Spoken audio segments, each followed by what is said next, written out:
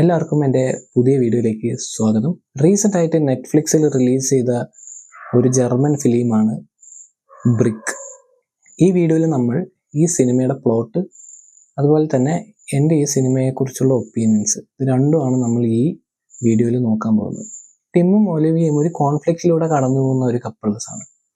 അവരുടെ ഇടയിൽ തന്നെ കുറേ പ്രോബ്ലംസ് ഉണ്ട്. അങ്ങനെ ഇരിക്കുന്ന ഇവരുടെ ഇടയിലേക്കാണ് ഇവരെ പുറത്തു പോകാൻ അയക്കാത്ത വിധം ഒരു ബ്രിക്ക് വാള് ഇവരുടെ അപ്പാർട്ട്മെന്റിന് ചുറ്റും വരുന്നത്.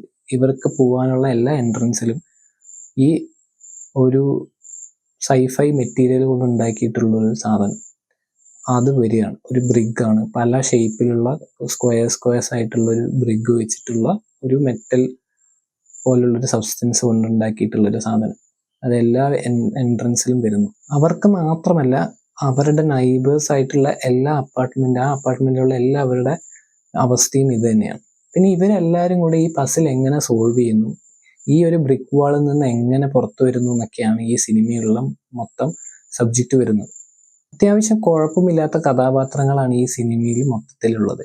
ഈ നൈബേഴ്സ് ആണെങ്കിലും നമ്മുടെ മെയിൻ ക്യാരക്ടേഴ്സ് ആണെങ്കിലും അവരുടെ എല്ലാം ഒരു ബാക്ക് സ്റ്റോറീസും അവരുടെ ഒരു ഇന്റേണൽ കോൺഫ്ലിക്റ്റ് എല്ലാം അത്യാവശ്യം നല്ല രീതിയിൽ ഒരു ആവറേജ് ക്യാരക്ടറൈസേഷൻ എന്നൊക്കെ പറയാനാവുന്ന രീതിയിൽ നല്ല രീതിയിൽ വന്നിട്ടുണ്ട്. ഈ ഒരു സ്റ്റോറിയുടെ സ്ക്രിപ്റ്റിങ്ങും അതുപോലെ തന്നെ എഡിറ്റിംഗ് സ്റ്റൈലും മൊത്തത്തിലുള്ള സ്റ്റോറി ടെല്ലിങ്ങും അത്യാവശ്യം മിസ്റ്റീരിയസ് ലെവലിലൂടെയാണ് കടന്നു പോകുന്നത്. ഒരു മിസ്റ്ററി ത്രില്ലർ എന്ന ലെവലിലേക്കാണ് വരുന്നത്. സൈഫൈ എന്ന് പറയുന്നത് ഈ ഒരു ബ്രിക്ക് എങ്ങനെ വരുന്നു എന്നുള്ള ആരുണ്ടാക്കുന്നു എന്നുള്ള ആ ഒരു എലമെന്റ് മാത്രമാണ് ഇതിൽ സൈഫൈ ആയിട്ട് വരുന്നത്. പക്ഷെ പടം ആ ഒരു സൈഫൈ എലമെന്റിനെ അല്ല ഇതാക്കുന്നത്. ഈ ഒരു ബ്രിക്കിൽ നിന്ന് എങ്ങനെ പുറത്തു വരുന്നു, ആ പുറത്തു വരാൻ വേണ്ടി എടുക്കുന്ന, അതായത് ഈ അടയ്ക്കപ്പെട്ട കഥാപാത്രങ്ങളുണ്ടല്ലോ ഈ സിനിമയിൽ, അവരെങ്ങനെ ഈ ഒരു കോൺഫ്ലിക്റ്റിനെ ഡീൽ ചെയ്യുന്നു എന്നുള്ളതാണ് സിനിമ മുഴുവൻ ചർച്ച ചെയ്യുന്നത്. എനിക്ക് ഈ സിനിമ മൊത്തം കണ്ട സമയത്ത് ഒരു decent one time watch movie ആയിട്ടാണ് തോന്നിയത്. ഒരു ആവറേജ് മൂവിയാണ്, പക്ഷെ ഒരു ടൈം പാസിനൊക്കെ നമുക്ക് കണ്ടിരിക്കാൻ പറ്റുന്ന ഒരു നല്ല മിസ്റ്ററി ത്രില്ലർ മൂവി ആയിട്ട് നമുക്ക് ഈ ഒരു ബ്രിക്കിനെ കണക്കാക്കാം. ഒരുപാട് എക്സ്പെക്ടേഷൻസ് ഒന്നും വെക്കണ്ട, പക്ഷെ ആ സിനിമ അതിൻ്റെതായ ഒരു ഡിഫറൻസ് കൊണ്ടുവരാൻ ശ്രമിച്ചിട്ടുണ്ട്. അത്യാവശ്യം ഡീസൻ്റ് ആയിട്ടുള്ളൊരു ഫിലിമാണ് ഇൻ ടേംസ് ഓഫ് വിഷ്വൽസ്. എൻ്റെ വീഡിയോസ് പൊതുവെ എല്ലാം കാണുന്ന 98% പേരും എൻ്റെ ചാനൽ സബ്സ്ക്രൈബ് ചെയ്തിട്ടില്ല. സോ എൻ്റെ ചാനൽ സബ്സ്ക്രൈബ് ചെയ്യുമ്പോഴുള്ള ഗുണം എന്താണെന്ന് പറഞ്ഞാൽ നമുക്കൊരു മോട്ടിവേഷനാണ്.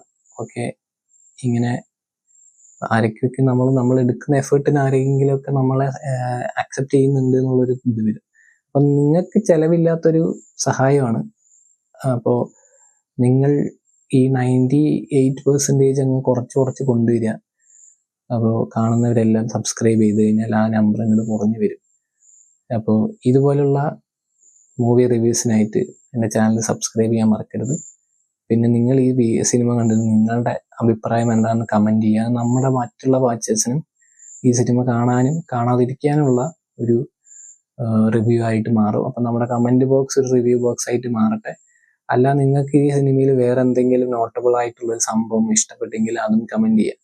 പിന്നെ നിങ്ങളുടെ ഫ്രണ്ട്സ്, സിനിമ ഇഷ്ടപ്പെടുന്ന നിങ്ങളുടെ ഫ്രണ്ട്സിന് ഈ വീഡിയോ ഷെയർ ചെയ്യുക. സോ അടുത്ത ഒരു വീഡിയോ ആയിട്ട് വരുന്നവരേക്കും ബൈ ബൈ ഗൈസ്.